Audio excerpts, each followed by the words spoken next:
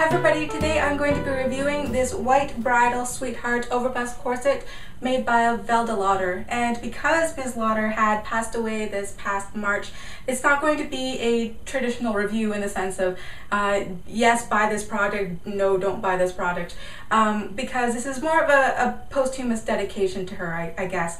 Truthfully, I don't even know where these corsets are available anymore. I don't know if any more of them are going to be made in the future because Ms. Lauder's website has since been taken down, and a lot of the stores that used to stock her corsets are now selling them off at discount right now. So I guess this is going to be more of a dedication and a way to study her work as opposed to a real product review per se. So without further ado, let's get on with the review. So here is the front of the corset, the side, the back, and the other side. So the center front of this corset is about 12.5 inches, and from the peak of the bust down to the bottom, the longest part is about 14.5 inches. Because I have a long torso, then this corset is clearly not made to fit me. I would be more comfortable if it came up another 2 inches at least in the bust here, but I'll take what I can get, I suppose, considering that this corset is relatively hard to find these days. There are a few really interesting aspects about the cut of this. For instance, on the top edge here, you can see that the sweetheart comes up and over the bust, and then it stops abruptly, and then it goes straight back once you get to about armpit area. This would be around the area where your bra underwire would stop, and then it goes back. So it doesn't actually show much side boob at all, actually. But if I were to loosen it up in the back so that I didn't have quite so much back fat, I wouldn't feel quite as safe because the pressure is kind of keeping everything in place right now. But this type of cut, I find it really comfortable. I think is really beautiful as well because it nicely outlines the shape of the heart in the seams here, and also it allows me to keep my shoulders down and elongate my neck, basically, because even with a lot of long line corsets that do come up high enough, I find that they come up so high on the armpit as well that I have a hard time just lowering my shoulders and keeping them back because the corset's in the way. And with this, I don't have that problem. So if there were a way to sort of implement this type of cut in an overbust corset while keeping me safe and not giving so much back fat in the back, that would be perfect. And in terms of the silhouette, I would consider this a cross between a modern slim silhouette and a traditional hourglass silhouette. Not the modern hourglass where it actually cups the rib cage, but more the traditional Victorian type that actually has very smooth swooping curves instead of very angular ones. So here's a corset laying flat, and for the materials in this, it feels as if it's only 2 layers. It might be 3, but I think it's actually 2. The fashion fabric is this pure white satin. I had ordered this from Fairy GothMother as I guess it was a shop sample that people used to try on, but when I received it in the mail, it was still like, it looked still perfectly clean. The only thing that I have anything to complain about is that it came with a really strong smell, so I had to air it out after I got it. But apart from that, it's perfectly clean. No marks on the white satin. Now, this fashion fabric is unlike any other sort of satin that I've tried before because it is very, very stiff. When I took it out of the package, it felt like almost cardboardish because it was sort of able to stand up on its own. So I don't know if that is just a property of this particular type of satin, or if it's backed onto something or interfaced, but when I was trying to figure it out, it didn't look like it was interfaced onto anything. So I think the fashion fabric is also the strength fabric.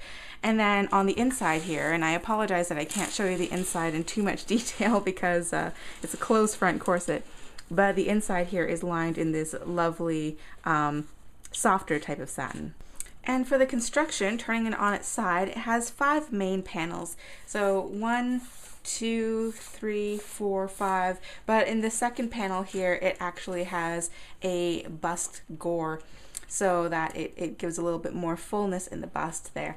The panels were all top stitched, so each panel is at least double stitched on the seams, and there are channels on the inside. There are actual boning channels laid down on the inside on the seams here, and then the lining inside is just a floating lining layer.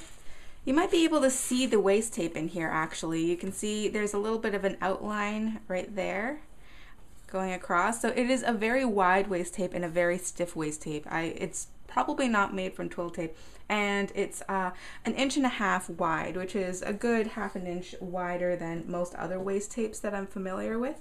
But it goes through the internal part of the corset here underneath the fashion fabric, and the lining covers it as well, and you can see the outline of it. It goes right to the back edge there. And actually, I hope that's coming out on camera, but you can actually see the waist tape underneath the thin lining satin here. So you can see that it's running through the whole width of the corset, and it's made from a sort of Petersham tape, I believe, or a grosgrain tape, because it's more heavy duty, and it actually has like a pretty pattern on it actually. Also, you can see the internal boning channels are made from the same tape, just a little bit more narrow, I believe. Showing you a close-up of the binding here. It's made from just a commercial ribbon that's in a close enough matching color here.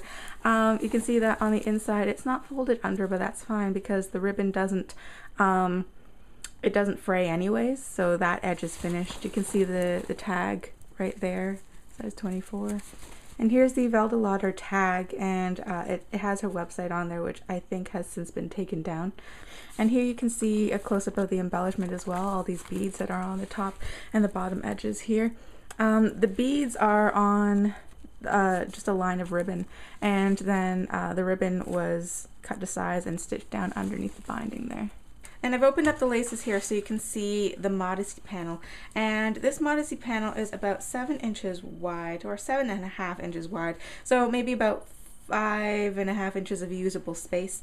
And it's made from 2 layers. The topmost layer is another white satin, a little bit thinner than this satin here, and the back of it is lined in the same sort of off-white soft satin that is that they use for the lining. It is very flexible and sewn onto the corset on one side just using a row of stitching, so you can remove that if you want to. Because this corset has a closed front, it doesn't have a busk. Instead, it just has one sturdy bone running down that center front there. There are 11 bones total in this corset, so 10 on each side, and then the 11th one is that center front one there. And these bones are a lot wider than I'm used to. These ones are 1/2 inch wider, maybe even a little bit wider. They're all steel boned, very sturdy, but it's single boned on the seams here. So coming from here, there's 1, 2, 3, 4, and that last one right there is just on the outer side of the grommets there. So there's no supporting bone on the inside here. I find that with this corset, I do get a little bit of bowing in the back. It wants to open up in the center front. I don't feel that I have the same type of control as I do in other corsets, but I just thought that was a really interesting construction, and you know, it's cool to see what would happen if you sort of minimize the number of bones in this corset. And here's a close-up of the eyelets. So there are 20 2-part size 0 eyelets. They're a little bit larger in the hole.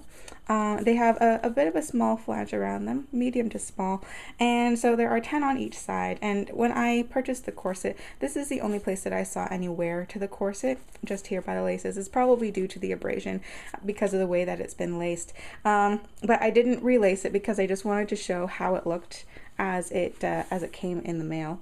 And I just flipped the corset inside out so I could show you the inside of the eyelet. So now you can see why I call them eyelets. They do not have a washer underneath here. It's rolled really smoothly. There are no splits in here, but I am a little bit concerned because one of these close to the waistline, it seems to be fraying right there, but none of them have pulled out.